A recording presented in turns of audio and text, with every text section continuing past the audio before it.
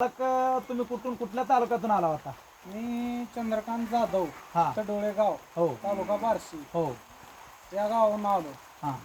मग तुम्ही बैल काय मोबाईलवर बघून आलाव काय इंस्टाग्रामवर बैल बघून आलाव काय लोकांच्या कानावर ऐकून असं काही घेऊन आलो तुम्ही? आम्ही मोबाईलवर बैल बघितला होता. हा तर बैलाचं शिंग, हा. तोंड, हा पाय, हा डोळं हा एकदम आम्हाला योग्य वाटलं. हा परत आम्ही इथं आलो, हा. तिथून पूर्ण चेक केला. हा तर असा आम्हाला आमच्या खेड्यात पण कुठं पण बैल असा दिसला नाही हा आणि आमच्या भागातच नाही कुठं असा. हा. पूर्ण त्याचं सगळं बावडी ही एकदम आम्हाला व्यवस्थित वाटली. हा.